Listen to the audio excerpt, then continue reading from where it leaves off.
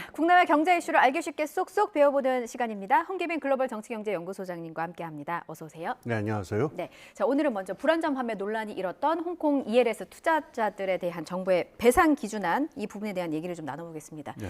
보니까 일괄 배상이 아니라 이제 개별 배상이 기준이더라고요. 네. 이게 어떤 이유가 있는 겁니까? 크게 두 가지 이유를 얘기할 수가 있을 텐데요. 네. 저번에 우리가 그 해외 금리 파생, 그 연계 파생 상품이 있었어요.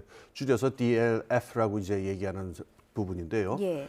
거기 그때하고 2019년 일이었었는데 그때하고 비교하면 두 가지 점에서 이제 차이가 난다고 해요. 하나는 이제 상품 자체의 설계에 문제가 있느냐라고 하는 건데 이 DLF 그때 부분에서는 그 부분에서도 문제가 있었는데 이번에 ELS에서는 상품의 설계 자체에는 문제가 없었다라고 하는 겁니다. 그러니까 일괄적으로 이걸 적용하기 힘든 부분이 있고 그다음에 이 판매 과정에서 이른바 불안전 판매라고 하죠. 이게 충분히 설명이 되느냐 이 부분에 있어서도 ELS라고 하는 건 하도 광범위하게 판매가 돼 있기 때문에 경우마다 다르고 사람마다 다르기 때문에 이걸 일괄적으로 적용할 수가 없다. 그래서 경우와 상황에 따라서 다르게 배상을 해야 된다. 이렇게 이야기가 나온 것으로 알려져 있습니다. 기준이 참 여러 가지가 있었는데 보니까 개별 배상을 할 경우에 그러면은 이게 그 적정하다, 적정하지 않다를 판단을 하게 되잖아요. 이건 누가 판단을 하게 되는 겁니까? 그러니까 지금 정부에서는 이게 만약에 아무런 것도 없다라고 한다면은 소비자하고 그 금융사 쪽하고 개별로 계속 소송을 해야 되는데 이런 비용이 어마어마하잖아요. 그렇죠. 그러니까 정부에서 지금 가이드라인을 낸 겁니다. 요 가이드라인에 맞춰가지고 요 경우에는 이렇게 배상한다라고 하는 걸로 소비자 측이나 금융사 측이나 합의해서 이렇게 진행을 하라라고 내놓은 건데요.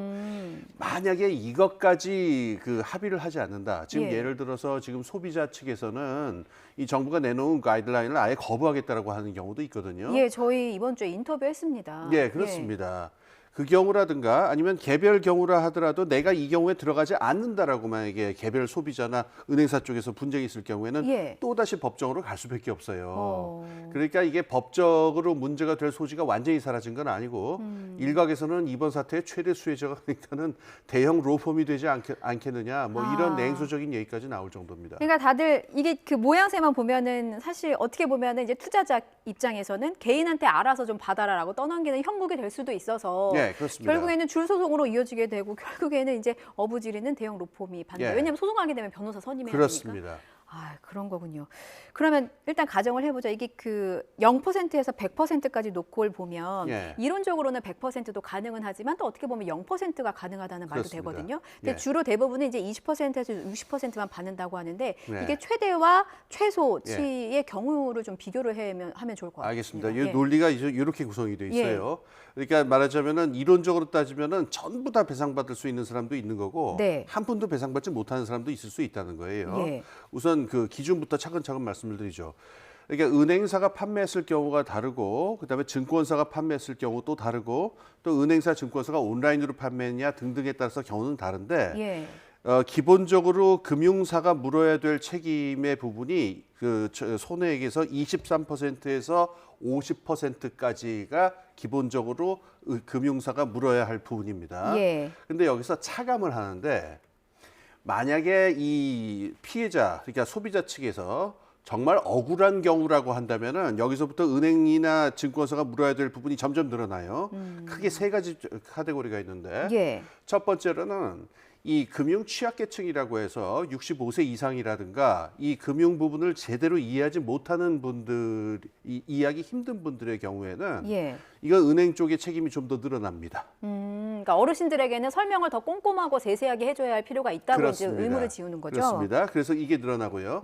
그다음에 불안전 판매, 그러니까 설명이 제대로 되지 않았다라고 하는 경우에 이 경우에 또 늘어납니다.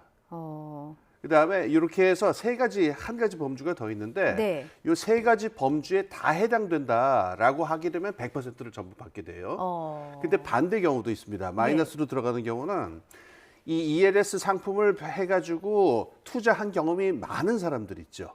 이 경우에는 은행이나 증권사에서 그 배상해 줘야 될 부분이 점점 줄어들기 시작합니다. 예. 그래서 가령 이 중에서는 20번 이상 투자를 한 경험이 있는 분들도 있어요. 예. 이 경우에는 한 푼도 배상을 받지 못하게 됩니다. 그래서 점점 줄게 되죠. 예. 그래서 0%에서 100%까지 아주 광범위하게 폭이 늘어나게 되는 겁니다. 피해자들은 이 정부에서 내놓은 그 배상 기준안이 너무 은행의 입장에서, 그러니까 판매사의 입장에서만 만들어진 것 같다라고 불만을 좀 표시하시더라고요. 예. 그 투자자들의 입장에 대해서는 어떤 생각이십니까? 예, 그러니까 투자자들 입장에서 그렇게 얘기할 수가 있어요. 네. 이게 불안전 판매, 이게 워낙 이해하기 힘든 상품이고, 아까 말씀드린 그 세 가지 범주 중에서 제가 마지막으로 그 언급을 안 한 게 있는데, 네. 특히 예금 적금 하러 오셨다가 이 은행의 권유를 받고서 예금 적금을 하러 오신 분들인데 이걸 드신 분들이 있어요. 예. 이게 이제 결정적인 지점인데. 원금이 과연 유지가 되느냐가 제일 중요한 문제잖아요. 그렇죠. 예금 적금하러 오신 분들은 이건 정말 그 알토란 같은 돈을 더 유지하고 불리려고 하는 건데 예, 이자보다는 안정적으로 살짝만 그냥 내 원금 유지하면서 그렇습니다. 받아가겠다. 예. 문제는 이 ELS라고 하는 거는 원금이 그 날아갈 수 있는 가능성이 얼마인지 있단 말이에요. 네. 그러니까 이렇게 피해자들 입장에서 보면은 이건 불안전 판매 정도가 아니라 거의 사기를 당한 게 아니냐라고 하는 억울함까지 갖고 있는데 예. 이 저번에 DLF의 경우에는 한 55% 정도, 그러니까 기본적으로 20%에서 30% 정도의 책임을 은행 쪽에다가 인정을 하는 걸로 얘기를 시작을 했었어요. 예. 그런데 이번엔 그게 아니고 아까 말씀드린 대로 판매 양상에 따라 가지고 완전히 전혀 배상하지 않을 수도 있다. 예. 그리고 이 은행 쪽의 책임을 인정하는 부분이 굉장히 적다라고 하는 이유 때문에 이 판매자 쪽, 이 소비자 쪽에서는 이건 굉장히 은행 쪽 입장을 감안한 거다. 이렇게 좀 얘기를 하고 있어요. 그렇군요. 이번에는 판매사 쪽의 입장을 보겠습니다. 이제 예. 은행권에서는 배임 문제를 좀 고민하는 것 같더라고요. 예. 자율 배상을 두고 이게 배임 문제가 어떻게 좀 연관이 돼 있는 걸까요? 예, 배임이라고 하는 거는 잘 아시다시피 그러니까는 이 주주들의 입장에서 봤을 적에 경영진이 주주들의 이익에 합치하지 않는 행동을 하게 되면 이제 배임으로 얘기가 되는 건데요. 예. 은행이나 금융사 쪽에서 만약에 이 소송이 걸려가지고 배상하지 않을 수 없게 됐을다라고 하게 되면 이건 당연히 배임이 아니겠죠. 예. 그런데 지금 문제는 소송을 걸지 않은 상태에서 예. 정부의 가이드라인이란 말이에요. 이 가이드라인에 해가지고 정부에서는 은행이나 증권사 보고 자율 배상을 하라고 얘기를 하고 있단 말이에요. 예. 그럼 자율적으로 어떤 지금 소송이 걸린 것도 아닌데 자율적으로 배상을 하려 나서게 된다면은 주주들 입장에서는 아 이거는 은행이 배임을 우리들의 이익을 해치는 게 아니냐 배임하는 게 아니냐라고 걸 수가 있으니까 이 가능성을 걱정을 하는 거죠. 그렇군요. 피해자들의 말씀을 들어본 걸 좀 떠올려 보면 정부 배상안을 받아들이지 않겠다, 그러니까 배상 신청을 하지 않겠다는 분들도 좀 있는 것 같아요. 그런데 그렇습니다. 이게 다윗과 골리앗이 싸움이 되지 않을까 우려하는 목소리가 높아서 어쨌든 소송을 제기를 해도 승소할 가능성이 이제 피해자들 입장에서는 있는 겁니까? 아 그게 좀 불투명한데요. 네. 지금까지의 경험을 보게 되면은 거기서 어떤 딱이 그 이렇다 할 만한 결론이 나오지 않는 경우가 많고 특히 이 소비자들이 그 이렇게 어떤 자신들의 이익을 보호할 수 있을 만한 결론이 나오는 경우가 그렇게 많지가 않다고 그래요. 네. 그래서 정부가 이번에 이 가이드라인을 준비한 저 배경도 그런데 이 배임이다 뭐다 은행 쪽에서 그다음에 피해자 쪽에서도 이거를 억울하다 전액 배상받겠다 이런 식으로 해서 전면적인 그 어떤 그 법률 전쟁으로 가게 될 경우에는 네. 이거는 마찰과 비용이 너무 심하니까 이거를 최대한 줄이겠다라고 하는 걸로 이 가이드라인으로 웬만하면 합의 봐라라는 식으로 지금 몰고 가고 이제 인도를 하고 있는 셈인 거죠. 그렇군요. 예. 금융당국이 조만간 고유의 상품 판매 제도 개선안을 발표할 예정이라고 합니다. 여기는 좀 어떤 내용들이 담겨야 될까요? 제일 중요한 쟁점은 이겁니다. 그러니까 지금 아까 DLF라든가 ELS 같은 경우도 봤지만은 예. 이건 사실 전문가들이 볼 때도 이건 너무 복잡하고 여러 가지 일들이 꼬여 있어서 이게 이해하기가 쉽지가 않거든요. 예. 근데 이제 그 은행이나 증권사에 오신 분들은 아주 단순한 걸 원하는 경우가 많아요. 이때 이걸 갖다가 설명을 할 거냐, 어떻게 할 거냐에 따라서 이게 불안전 판매 문제가 발생을 하니까 네.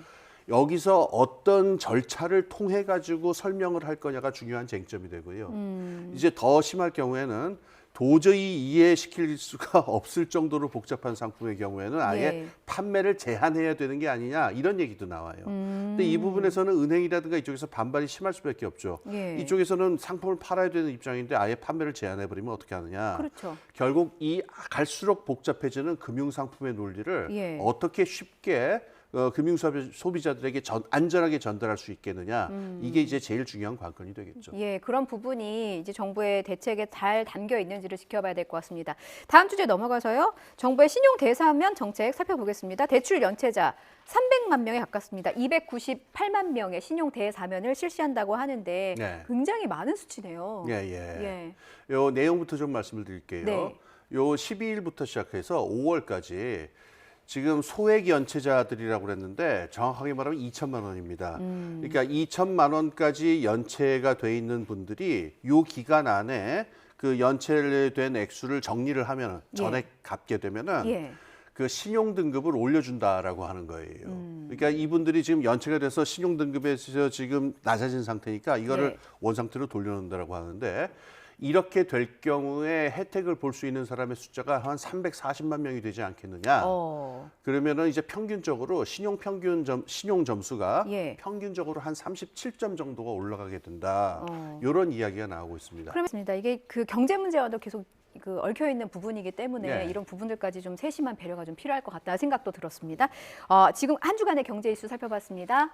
지금까지 홍기빈 글로벌 정치경제연구소장과 함께했습니다. 소장님 고맙습니다. 네, 감사합니다.